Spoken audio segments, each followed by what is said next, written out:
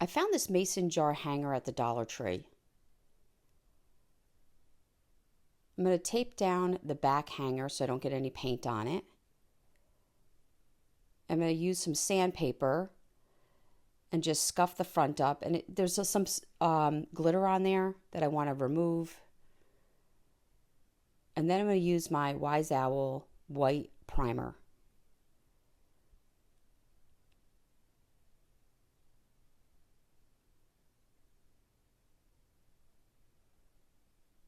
I'm going to let the first coat dry, and then I did go and put a second coat on. And this is just going to block out anything from being visible through the paint.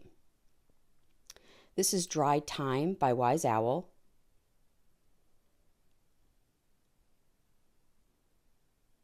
And I'm just taking a little bit of black. I just put a very little bit on a brush, wipe it off, and then just kind of brush down just to get some of these black streaks, just to give some dimension to my board. Once that dried, I'm going to now cover this with 1 hour enamel clear. This is a very important step, and then I'm going to allow that to dry.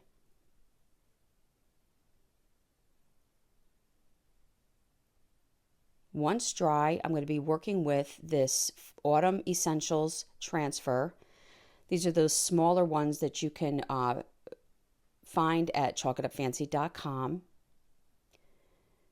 We have a lot of different designs in these, but this particular package has 3 panels with just these little small, this one has a porcupine, some mushrooms, some acorns. This one has a wreath, a pumpkin, some wording. It says harvest, give thanks. And then this one has the farm truck, some flowers, and some stars. And I'm just going to be picking through this. And it does come with a stick to apply your transfer. Now these you can just cut out what you want and leave what you don't want for another project. I'm going to start by using this wreath here on this the center of the mason jar. And you just take your stick and you're just going to rub it. Now you always kind of want to keep a finger or some part of your hand holding your decal, especially when they're this small, because you don't want them to suddenly release on you and shift. So this is kind of what it looks like. See how it looks foggy in this one spot that I started. So that part is ready to lift. So once I see that, I'll just gently lift and rub at the same time until I have the entire top film removed. These are very fun and easy to work with. You can put them on wood, glass, mirrors. Now this is another important step, is that you want to take, I'm using a paper towel. You just want to use a soft cloth, and you're going to rub the transfer. Sorry about the camera moving. And this is what we call burnishing. And that just makes sure that the entire image has made contact with your project. I just cut out wording that says give thanks.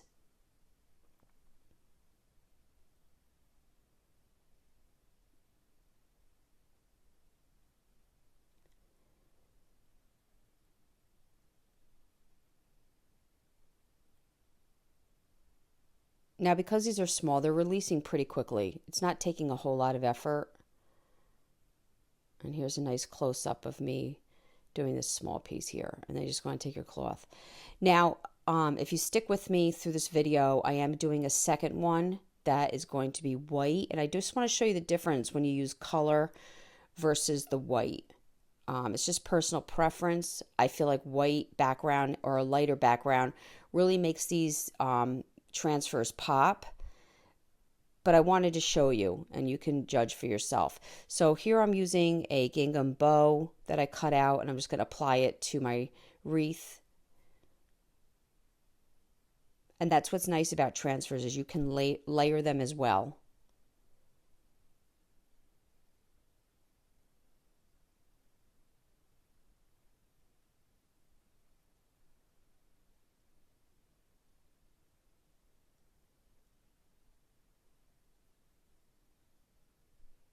So I decided to paint the top portion of this mason jar in the white and allow that to dry.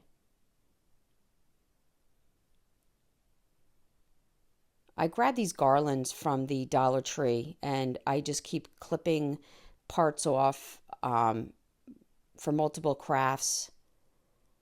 And I'm just doing an arrangement here at the top of this with some berries and some of the leaves. And then I'm going to take a gingham bow and just tie the center with a piece of jute. Just make a standard bow. And I'm going to hot glue that to the top.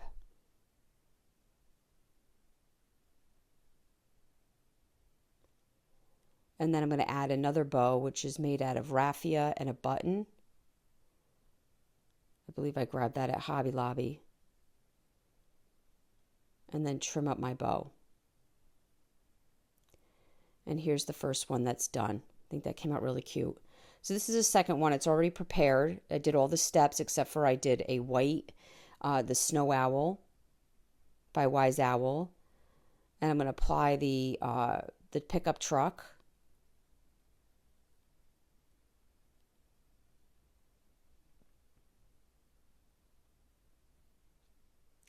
This tool I'm using, you can get it at chalkitofancy.com. It's really not necessary for these smaller ones.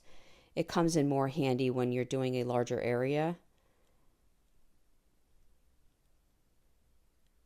But sometimes for my hand, I just like this particular tool. Just is a little bit more comfortable for me.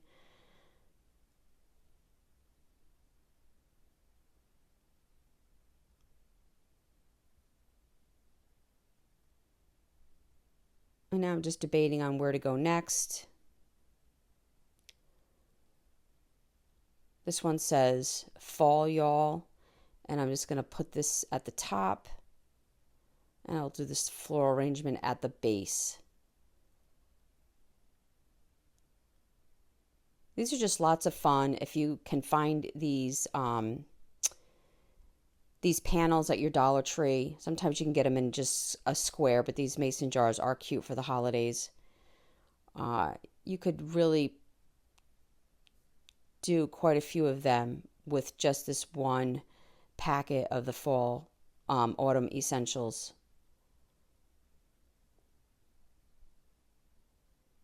And have little Thanksgiving gifts to give to people.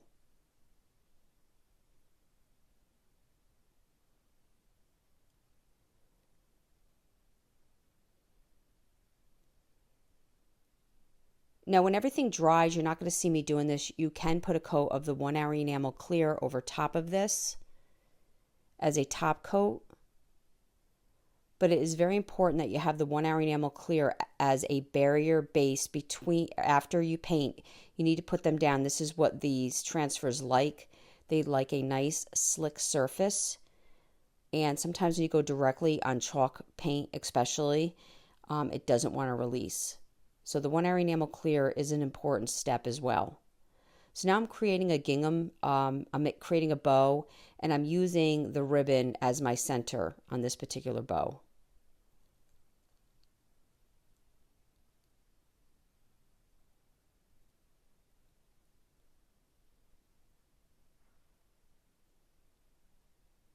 So you saw me do the dry thyme, which is the green, very pretty.